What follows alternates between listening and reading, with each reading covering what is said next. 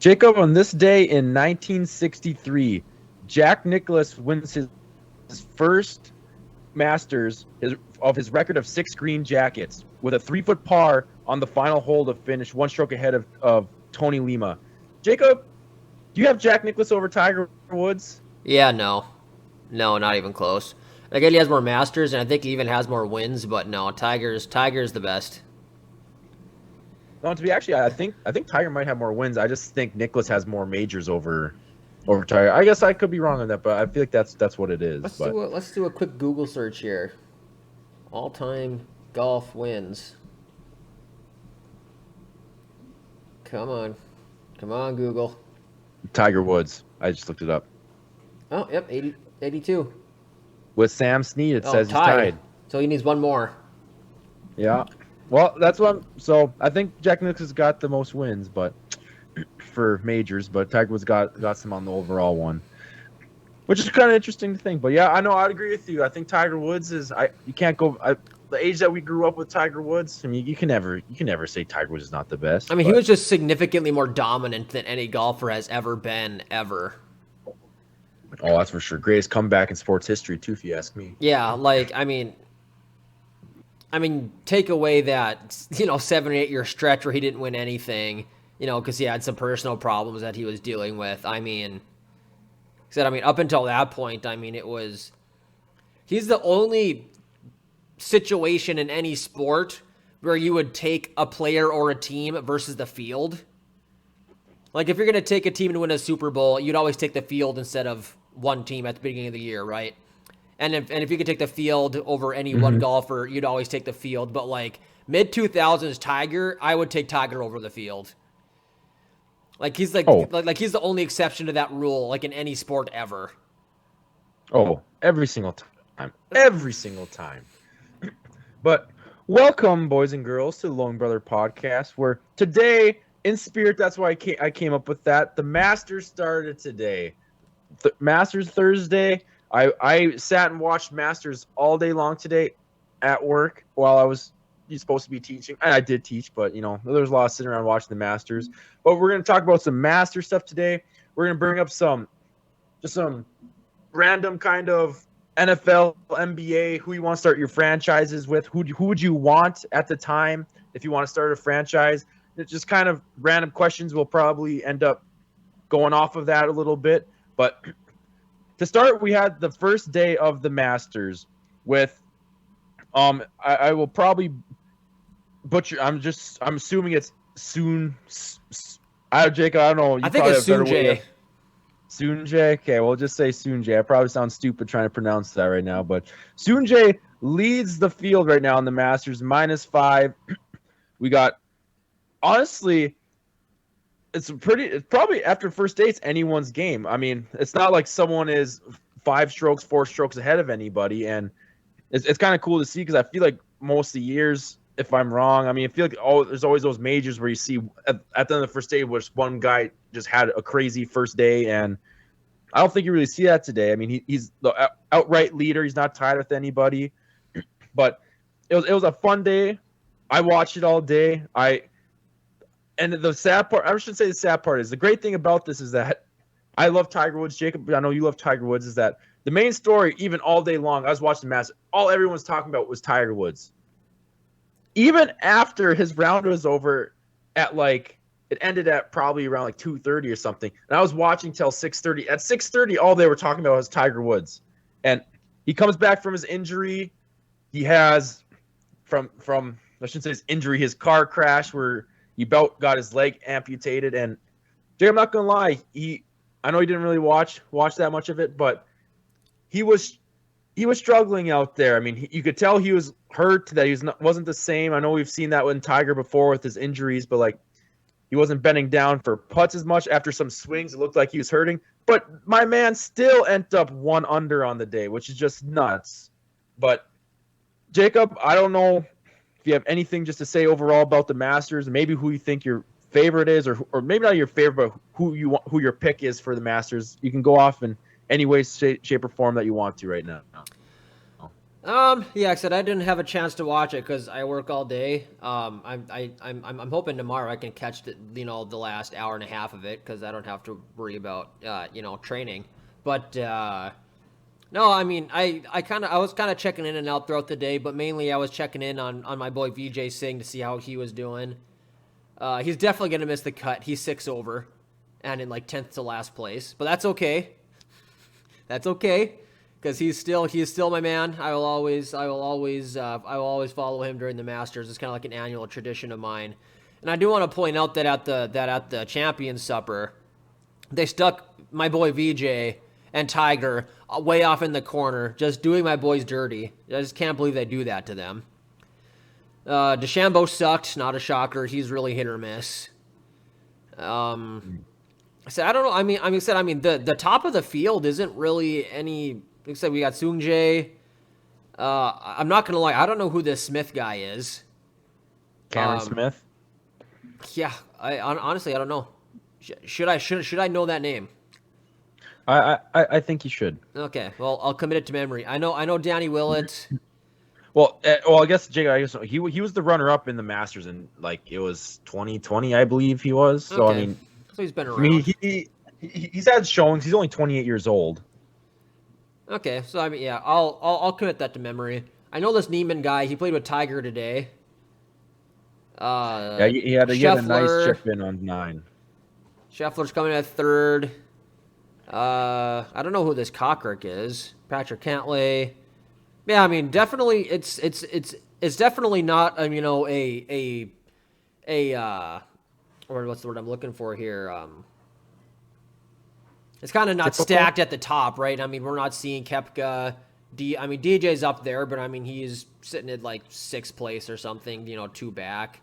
Instead, I mean, we don't have guys like, Sergio. I mean, Sergio's old, but I mean, just, the guys who've kind of been dominating for the last 5 or 6 years. Not really any of them sitting like right up at the top other than DJ sitting at 6. But I mean, yeah, I mean, I think that's my biggest takeaway is that, this might be one of those years where, we have a new guy, taking over at the top here, maybe.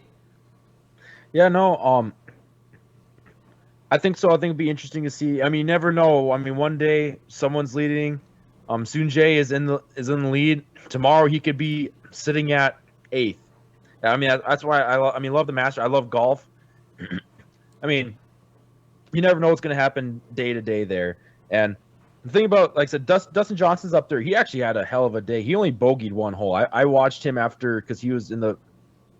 No, no, I don't think he was in feature group. But I think he was one of the last groups. So when the feature group was like walking, they showed the other group, which was him, and so I watched him a lot. And he only bogeyed 1 hole today, so he had 4 birdies and 1 bogey. He didn't have a bad day. Play just typical golf, not really many mistakes. Hole 17, he ended up bogeying. I did miss that hole. I don't think that showed up in the group when I was watching, but yeah, no, I mean, you just have these. It's out there open. I'm hoping for Tiger Woods to have a crazy day tomorrow, and our reigning champ Matsuyama is even. I mean, he's a good golfer. He's been up there in the last couple of years. I just see a lot of young guys. I mean, Soonjae is 24 years old. Smith is what I said, 28 28. years old. This Willett is, well, he's 34, but like, I mean, I'm kind of looking forward to who's going to be. I mean, we were talking about this before the show, Jacob, that like Rory had a couple good years and everyone's like, he's going to be the next Tiger. And then Spieth had that really good year. We won a couple majors. He's going to be the next Tiger.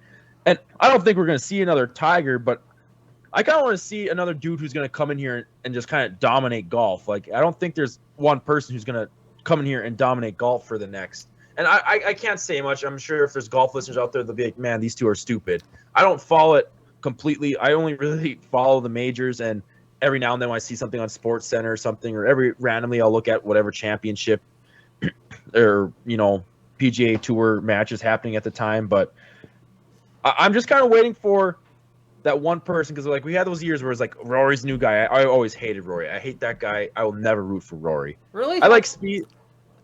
I like No, Rory. I hate Rory. I hate Rory. I will never root for him. What ever could in my possibly make lifetime. you hate Rory McIlroy? He's such a nice guy. I don't know why I hate him. I just do. Honestly, I have no reason, Jacob. I can't tell you right now why I hate him. I can't. Honestly, I hate Notre Dame. And I couldn't tell you why I hate Notre Dame, but I Oh, just it's hate easy to Notre hate Notre. Dame. It's pretty easy to hate Notre Dame. So like, I mean, it's just one of those players. I don't know why. I just hate him. But like, I mean, you know what I'm saying, Jay? Like, I don't think we've had those little streaks. I mean, you had Jack Nicklaus back in the day who was dominant. I mean, we've had a bunch of dominant players. I just feel like right now in PGA since Spieth, we haven't had a guy who's just dominated the golf world. Yeah, except That I one mean, year that Spieth dominated. Spieth, like I said, I mean, Rory's won 4 majors. I'm trying to think of guys who have won a good chunk of majors recently, and like I can't really think of any. I mean, like I said, I mean, Kepka's been great, but I mean, he's won 4 majors, I guess. But I mean, he's yet to win a Masters. I mean, he only has. I'm just looking. He only has 8 total tour wins. I mean, like I said, I'm just trying to think of someone. I mean, that's like a younger guy who's had some success. And like I said, I mean, the two that stick out in my mind in our lifetime were McIlroy and Spieth, and they kind of started out hot, and they kind of cooled off a little bit after that. Yeah, no, like I said, they had hot streak. I'm just waiting for the next player to even have a hot streak of any sort. I mean, the only good, actually, no, I don't think Phil was in this tournament, but like I Phil would don't be the next. I don't see him on I the mean, yeah. I mean, I don't see him on the leaderboard. but you know, like Phil was good all those years. I mean, he competed with Tiger all those years. I mean, Tiger has 15 majors and Phil has 6, I believe. And I'm looking forward to the next person to just come over and take over because, like you said, Rory has 4. Rory hasn't won one since 2014. Yeah, well, Like, like I said, I mean, like he won all those like bang, bang, bang, and then he kind of fell off, and now he's kind of heating back up again. yeah, he's heating back up. I mean, didn't have the best day today, but like I said, anything can change. It's just I mean, I think the hottest a golfer has been in the last 5 years is probably Kepka. Like if you look at like his wins, like he won the U.S. Open in 17, he won the PGA and the PGA in 18. So he won the U.S. Open back-to-back years, and then he won the PGA back-to-back years in 18, 19, and then also in 19 he had a second place finish at the Masters. That was the year Tiger won it, and then he had and then in 2019 he had a fourth place finish in the Open. Like I think there was a span of like 3 years where Kepka's worst finish at a major was like fifth place. yeah. Well, I mean, he was always right around, and Koepka had he did not have that great of a day today, but I honestly, Jacob, I think next week maybe I can see if see if my buddy Jake Mitchell or maybe Brody Cahill wants to come on the show and talk about golf because I know they followed a lot more than both of us do. I mean, I followed it. I think I followed more than you do, but it's still not much more. And bring them on and just because clearly Masters will be done. We'll be able to talk about. That'll probably be a main topic of who won the Masters and how this weekend turned out. I about imagine. And like I said, next week is Easter, so we'll probably only have one show because I also be leaving for New York. I suppose, yeah. So I'll have to ask him to come on here. Maybe we can get someone who maybe can talk more sense about this stuff. And I mean, we both know generally what we're talking about, but I feel like we bring one of those two in, they'll be able to talk the ins and outs more of it. I'll hit both of them up and see what they think. But I'm looking forward to this Masters. I plan on spending tomorrow at school. It's free Friday, so I'll just be letting the kids do what they want. I'll be watching the Masters, and honestly, Saturday and Sunday, that's what I plan on doing too, just sitting around the house and watching that. So I'm excited to see how this turns out. That's my plan for the weekend. One of my favorite things about the Masters is always the low amateur, and right now, one of the amateurs is just shot even today. So Nakajima, and Okay. I was gonna say I don't know who it is. then there's a greaser shot +2, and then there's the other ones that are way down at the bottom. They shot like +7, +10, +9, +9. So I wonder. I doubt but like I wonder how they determine how many amateurs they let play. Like I know there's a qualification process, but like Is it capped at 6? Because it looks like there's 6. Yeah, I have no idea to tell you the I'll have to truth. look into that. Yeah, just can't how DeChambeau played. Said I mean DeChambeau. I know he's won. Did he win the U.S. Open or did he win? I know he's won at least one major. Who's that? Bryson DeChambeau, which I didn't know he was the low amateur at the Masters in 2016, and then he went pro. Yeah, I have I don't know if he's won. I don't think he has won a major. He's won the Oh, never he mind. won the U.S. Open in 2020, Yeah, and well, then I'm not a he big. tied for fourth at the PGA in 2020, and then his best finish at the Masters was when he was the low amateur in 16 when he finished 21st. And then his best finish at the British Open was tied for 33rd. So I mean, I said he's so all over the place. Like I said, I mean, he can come out and just shoot the lights out, or he's either terrible. He's kind of like the Well, it depends. he's kind of like the Nick Foles of the golf world. You either get like Hall of Fame level play or just a dumpster fire. Well, it depends on how his driver's being hit, basically. That man right there. People dislike him, but I actually am a huge fan of DeChambeau because I love his commitment to the gains and hitting the ball long. That's all I'm going to say about DeChambeau. I love him. Yeah, I won't say anything. Honestly, I will say this is my last thing about it is that I'm kind of looking forward to see how old Tom Hoagie turns out. I mean, you know who that is, don't you, or not? I know the name, but I'm trying to remember why I should know it. He's from North Dakota. Oh, that's right. That's right. That's right. Well, I mean, he was born in North Carolina, but he grew up in Fargo, North Dakota. I mean, I only know that honestly. I wouldn't even know, but like I follow about like ND scores and stuff like that on Twitter. And anytime Tom Hoagie does anything, everyone just tweets about him. Like There was a girl from some little town out by Fargo who was up like 2 strokes in the US in the women's US Open like a couple years ago, and I watched it and she choked it and got second, but I was super just speaking of good golfers from North Dakota, but she was up. I don't know if it was 2, but she was up like at least 1 stroke with like 2 or 3 holes left. And I turned it on to watch it. I found like some online stream, and yeah, I yeah, remember that. she blew it. I Actually, remember that. Tom Hoagie is +1 right now, so it's not like he's out of it. no, I'm honestly like I said, in the world of golf, I mean, as long as you can make the cut and you stay within 8 or 9 strokes, I mean, you can put together 2 good days.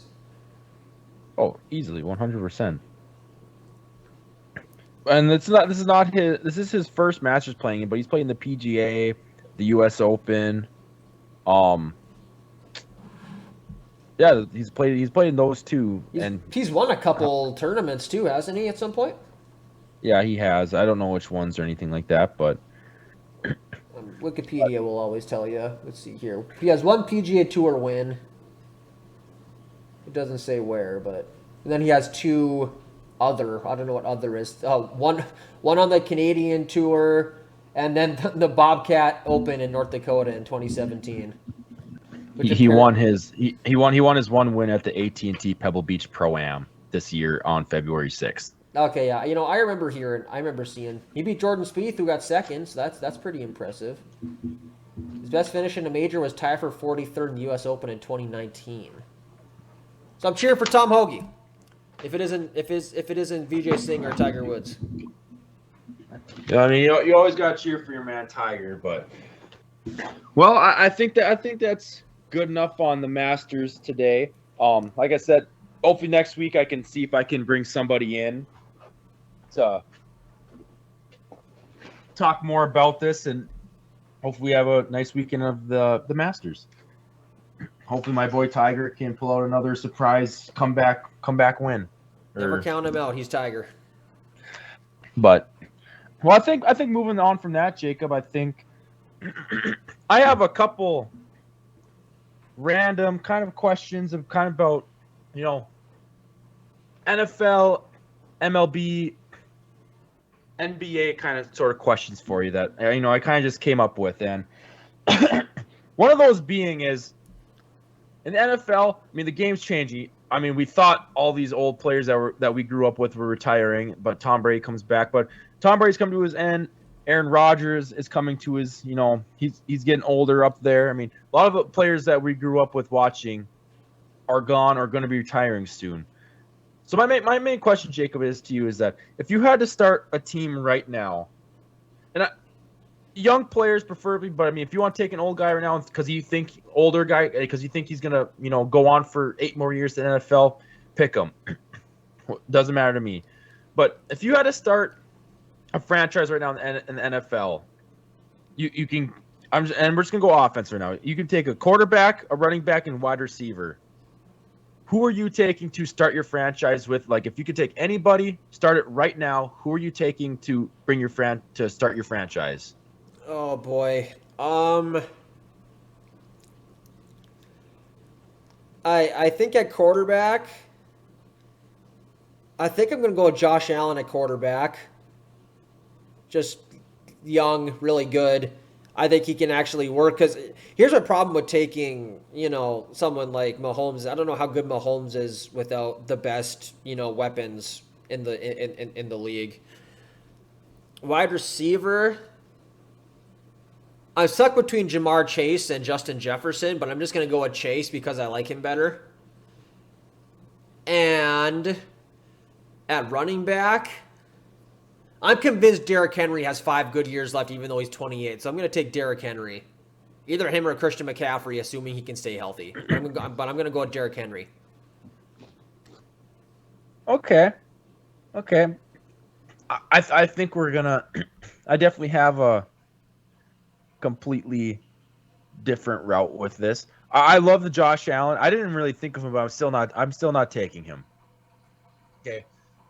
If I'm rolling this, my quarterback, Justin Herbert, and there's been a lot of hype for him lately. I think he's gonna be a great quarterback. I mean, in his draft class prior to Tua and him having the whatever ridiculous year with Alabama, he was projected to go number one in that draft until Tua and all those and Joe Burrow and them came to be a thing. Like he was projected the number one pick, and then Joe Burrow had the crazy year, and Tua, was Tua, and he prior to that year it was him. I'm going Justin Herbert. My running back, I'm taking Jonathan Taylor because he's a little younger than Derrick Henry. He had the injury this year, which would maybe slightly worry me, or else I would probably take him. John Taylor's a beast. Wide receiver, I don't know. I'm gonna go completely different with you just because I love this man. I can't believe you didn't say him. Would be DK Metcalf, and I don't know Justin Jefferson. I'm not taking Jamar Chase right now. He's only had 1 year. I would maybe say Justin Jefferson. I'm going to take DK Metcalf. He had a couple of ridiculous seasons with Russell Wilson, which we know is gone. Drew Lock will be throwing them the ball now. They'll just be the new duo over there. I am increasingly believing that they're going to take Malik Willis for some reason. I don't know why. I just have a feeling they're going to. I don't want them to. I'd rather just throw. I kind of just want to throw Lock out there, but I've also seen Mel Kiper's mock draft also had the Seahawks picking Matt Corral in the second round, so I thought that was interesting.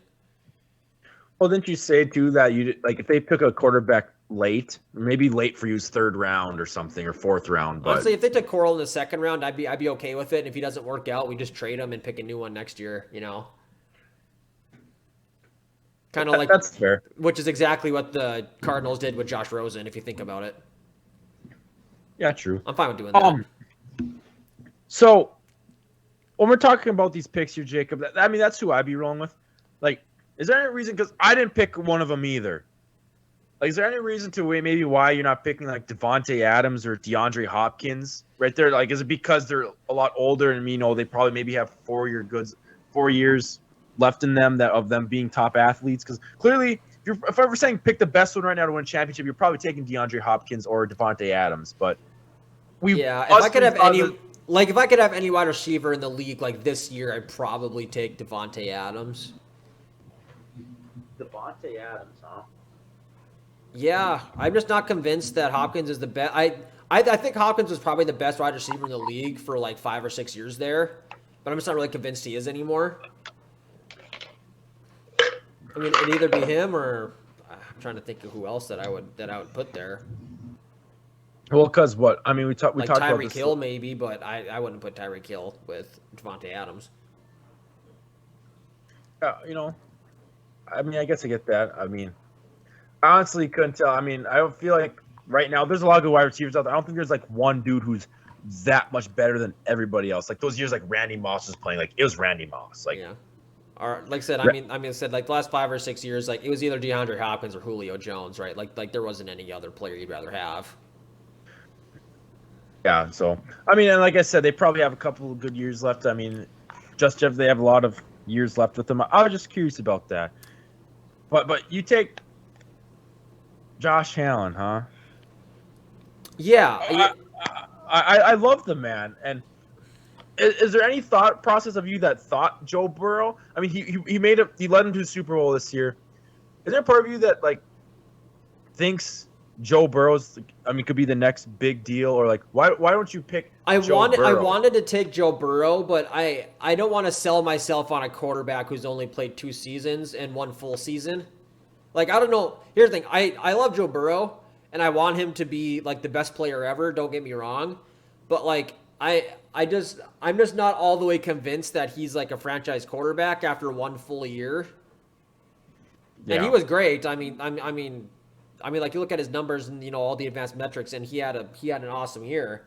I mean, not quite MVP caliber, but it was close to an MVP caliber season. Honestly, if he had the volume, it could have been an MVP caliber season if he could have kept the same trend if he had more throws. But yeah, I'm just not quite there yet, and I think I think Josh Allen has kind of proven that he can work with no line and no run game with relatively limited weapons. we got Stephon Diggs over there. Yeah, I mean, like I said, Diggs is great, but I mean, outside of Diggs, like I said, they have no running game and no offensive line. So I mean, I know that he would work with no matter who I put around him.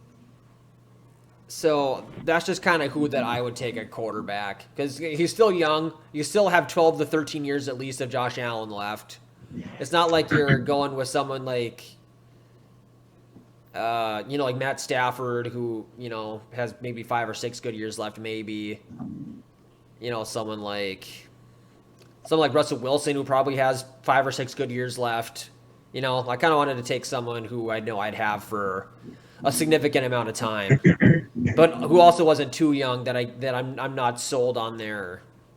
Because like honestly, with like I'm kind of with you. I think I take Herbert before Burrow just because I think I've seen more of him, and he's been consistent. Yeah. Okay, now this will be my last question, then we can move on from this one. Which young coach? And I should say young. When I say young, I don't mean like 33. Like some of these coaches, but what young coach, including like a Bill Belichick who is old as crap, and so like, what coach are you taking to lead this team in Sean the next McVay. 10 years? Sean McVay. I'm not even gonna think about that. Sean McVay. Yeah, see, I'd agree too. I mean, I don't think that's that much. I mean, Shanahan's led the 49ers to some really good seasons here too. But I It's mean, like besides, McVay, Shanahan, like maybe Cliff Kingsbury. Maybe I'm not really convinced he's a good coach yet though. yeah, I mean, Who are some of the other young guys I can think of off the top of my head? Oh, LaFleur. I'd go with LaFleur. I think probably right after McVay. and he hasn't had a chance or anything yet, and I hope he proves it here.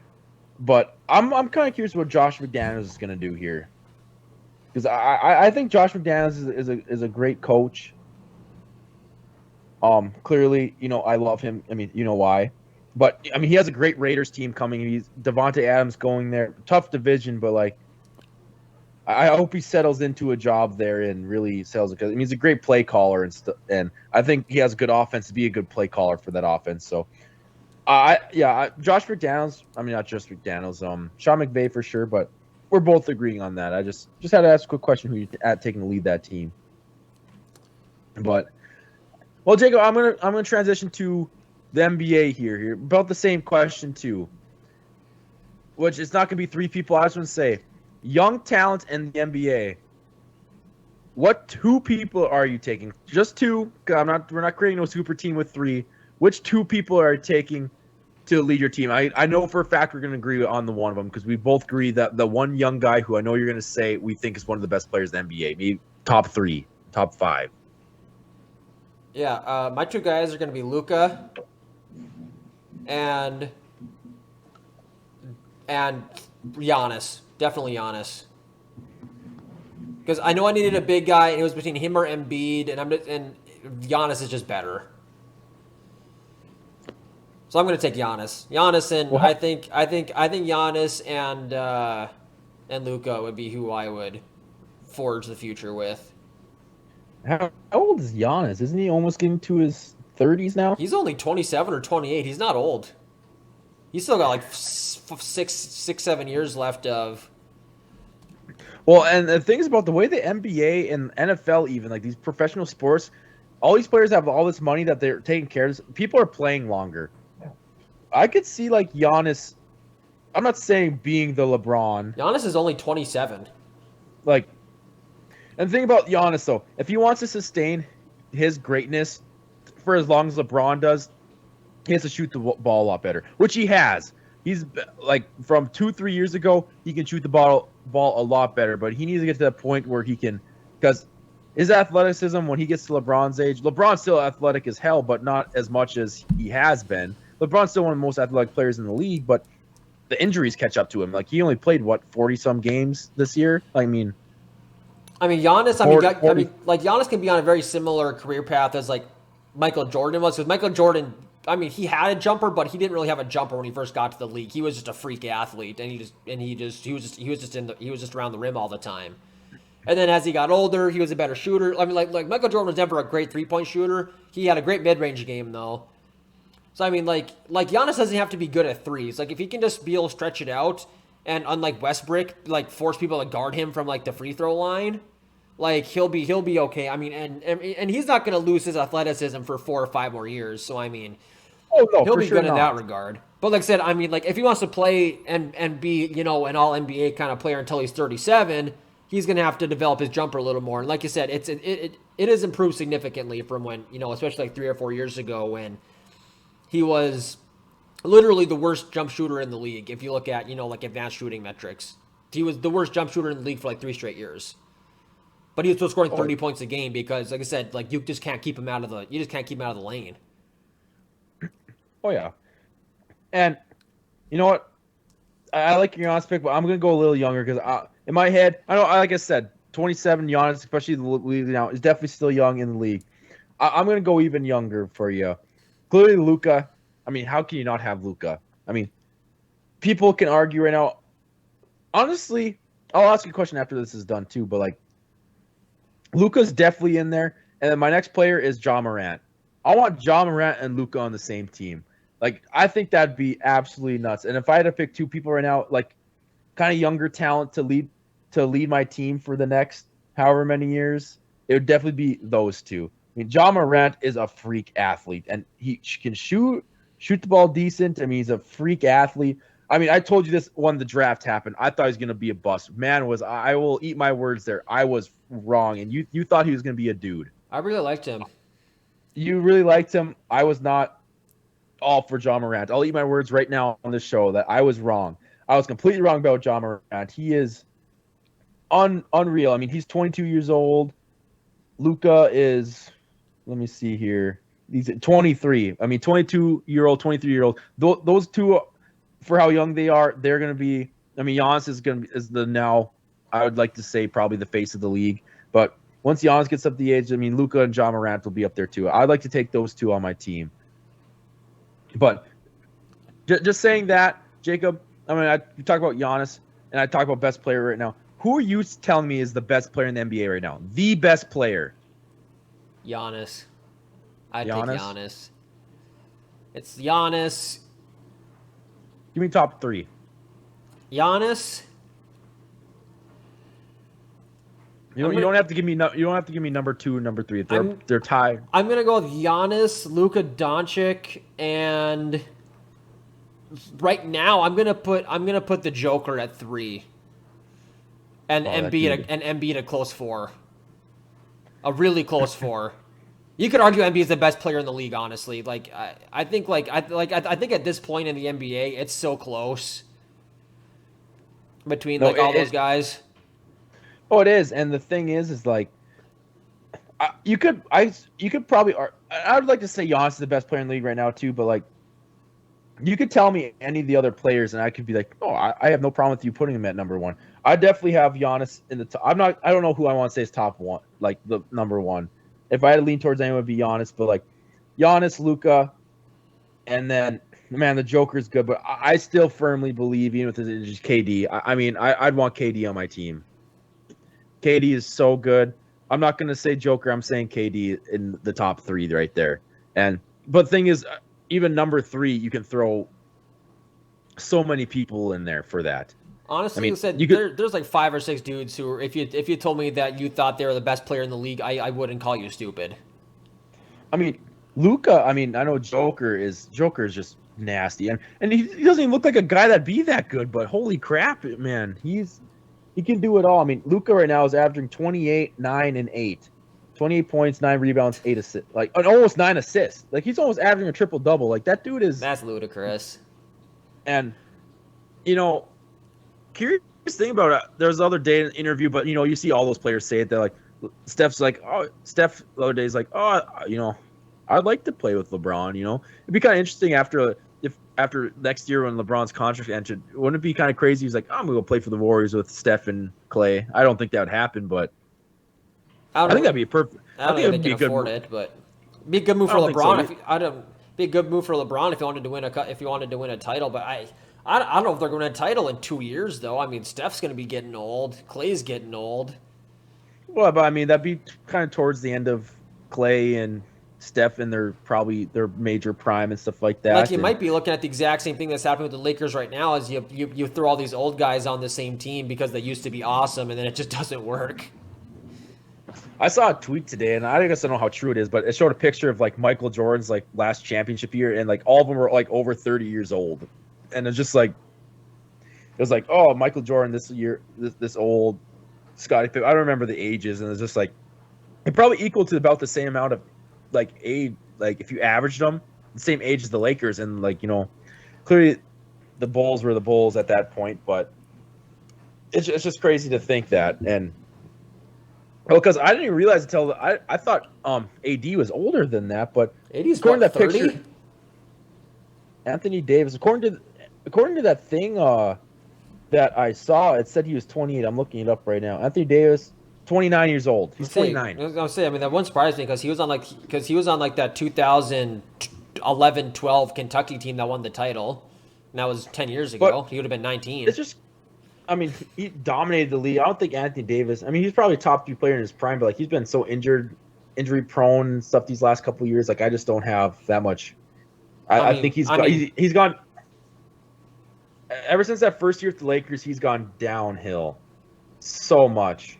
And like I know we've talked about Lakers so much, but I don't know. Lakers need to move on. They got to figure something out, and I think it involves moving Anthony Davis's. I said he just can't stay healthy. I mean, he's great. I mean, Colin Cowherd going into last year had him as his best player in the NBA, which I honestly didn't think was crazy. But you can be as great as you want when you're healthy, but if you're only going to play 20 games a season, you're not really of great use there. Yeah, no, I agree with you there. But no, I was just kind of curious. I mean, Giannis, he's the best player. I'm kind of it's like last year's playoffs. I mean, it turned out being Suns versus the Bucks, but I mean, I feel like that was like the first year of like people not, oh, LeBron's not going to be the championship. The Warriors aren't going to be champion. I think it's like the same play. I feel like it's like the first playoffs in a long time that people like, oh, someone else besides LeBron or the Warriors is, or these top players are going to be competing for a championship. It's just kind of cool to see. That's like, I feel like right now in the league, we were in so many years there of super teams. Like, I don't think there's not really any super teams out. I mean, you can argue the Nets, but like, I feel like we're finally getting back to the NBA where it's like not complete super teams. You got 2 top players on a team, but like you don't have like super teams like leading their team through the playoffs and like the season anymore. And I like that. I like that NBA a lot better than what it has been for the past 10 years. Yeah, I mean, and I kind of think Kawhi kind of broke that when he won his title with Toronto. Which, listen, as much as I hated to see it because of Kawhi, like that was like I think that was a great title just for the NBA, just because it's like yeah, Kawhi and Kyle Lowry, Fred Van Vliet like that, and a young Pascal Siakam, right? Like it was like that's not a crew that's gonna win a title every year, But it was LeBron's first year out of the East. They got lucky, and KD and Clay were hurt. And they say the Warriors were injured, and Steph Curry still took them to 6 games by himself. I mean, it was. Yeah, no, I and that's the thing that broke it. Like you said, I think it was a lucky. I'm not saying lucky. They deserved it. They had a really good team there, but like I mean, a lot of things fell in place for them. And also that Kawhi Leonard 3 against the Sixers in Game 7, that fell for him too. But also think last year with the Bucks winning it too, really helped it out. Like I don't, and clearly if a super team formed with like say Luka and all these good players, clearly that team is going to be favored again. We might see that again, but right now that's not the fact, and I love to see it. Yeah, I mean, this year the best team in the NBA is, I mean, their big three is a 37-year-old point guard and 2 guys still on the rookie contracts. Yeah, it'd be interesting what happens to the Suns when I think Devin Booker's. I think he's gonna stay. I feel like he'll sign with the Suns. Then after his contract ends there, that might be a thing where he might end up moving or try to make moves. But well, Jacob, I had to ask you a question. I just one last quick question for you, and deals with the MLB. MLB today, opening day. Great to see baseball is back after the whole big lockout that they had. And my only question to you, Jacob, is that it's not going to be anything about the season, about who's going to win it all, who's the favorites, because I feel like baseball is always kind of open. I feel like we don't even know until halfway through the season who the favorite is. Even after that point, teams come up. I mean, Cardinals last year, they had a hell of a end of a season where they came back and they just got unfortunate in the getting placed where they did in the playoffs, because the Cardinals and Giants played each other first round last year, who were probably one of the top 2 teams in their side. Yeah, but that's just unlucky. But my question to you is, and the big thing about MLB is who can pay the players the most. I mean, clearly you think the Dodgers, the Mets, the Yankees, the Red Sox, teams like those teams who can pay players because they have a huge payroll. Do you think? And I think I know the answer, and everyone knows the answer. Like, can these teams who have these low payrolls, can they become a dynasty? I mean, every now and then, these teams in the lower payrolls, they get good up and coming players. They have a good roster, but after their contracts and stuff they end up going to a big market team like the Yankees, the Red Sox, or something like that. Do you think at any point like these teams can make a dynasty, or maybe their owners stop being cheap and start paying players? Like, do you think that can happen?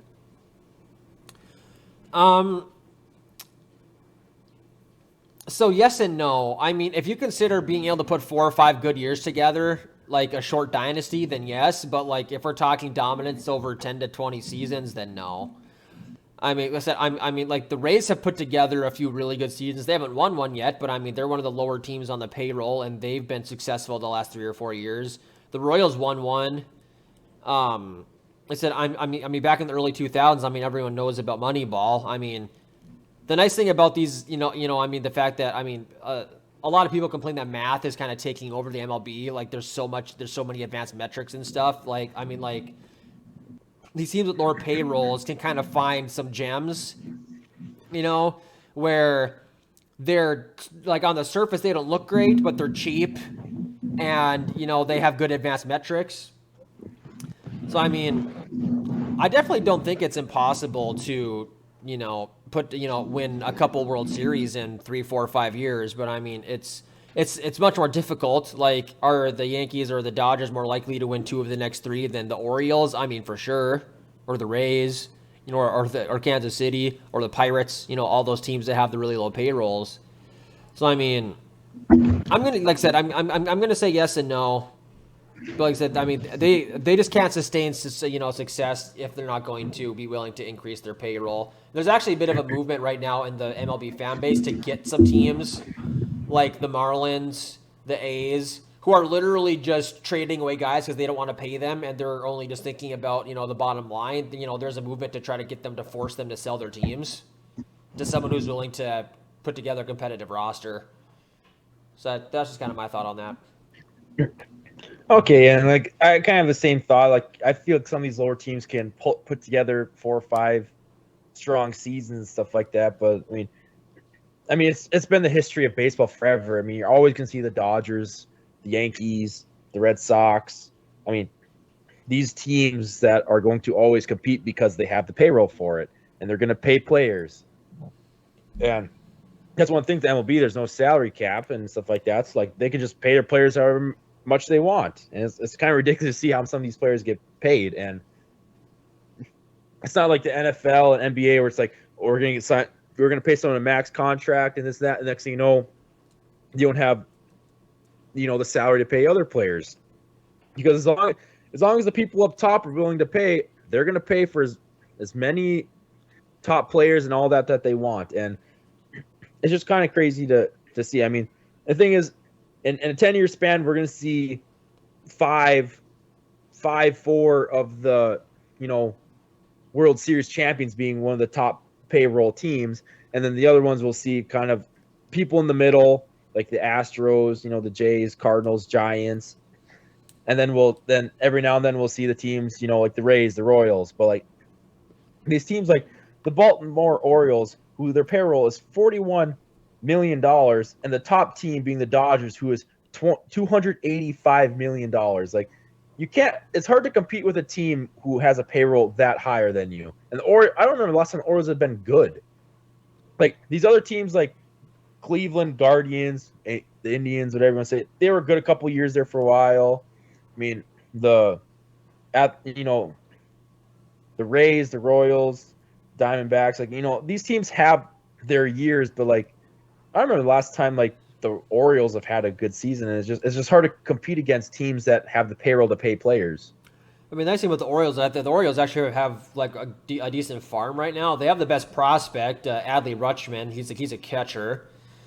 I mean, that's the only way these guys can compete is their farms have to be good. And those players. I mean, it's kind of like the NFL and having a quarterback on the rookie contract. Like the Nationals a couple years, they had Juan Soto. When they won it, on a cheap contract. I mean, and all these teams, and then like right now, like the Rays have Wander Franco coming up. Like it's really important to have these really good young guys in your farm who are going to be cheap. Yeah, no, for sure. And let's think about baseball. These teams will always be good. I mean, you can say the same thing about like NBA, like the Lakers, the Celtics. Yeah, they might have a couple down years, but they're always gonna be good because they're a hot market team. Everyone wants to go there, but that's because they want to go there. It's just crazy. I'd love to see some of these lower teams, like I said, Cleveland, Baltimore, Oakland, Pittsburgh, the Rays. Like I like to see just 5-year span of them just dominating, and then clearly after the 5 years, they're not gonna be able to pay their players and they leave. But I just had to ask you that question because I feel like MLB, that's what it is. It's whoever can pay the player the most money, and sometimes the team pays the player a lot of money, but I mean, it doesn't necessarily pan out. I mean, like Jacoby the Phillies Ellsbury. The Phillies dumb contract. The Phillies paid Bryce Harper, but since Bryce Harper's been there, they haven't done anything. I mean, Bryce Harper's last year had a freaking hell of a year, but nothing comes out of it. But I just had to ask you, with baseball starting today, I kind of want to ask you that question. I mean, we'll probably get into it more when the baseball season continues, and halfway through the season, we'll probably get into it more about who's a favorite and, MVP votes and stuff like that. But I just had to kind of ask you that question. But I think that probably concludes our episode for today. Had a lot of kind of random stuff, Masters going on. Hopefully next week we'll probably have one show, talk a lot about the Masters, maybe opening days. Hopefully there's some random things that come up. We have the NFL draft coming up too, so have some stuff to talk about. And then it might slow down for us. I mean, me and you are definitely have to watch a lot more baseball and stuff in these upcoming, but we'll have the NBA playoffs for a while there too. So, Yeah, I think it'll but be a good time. yeah, but I'll say thank you guys for listening for those who are, and yeah, we'll see you next week.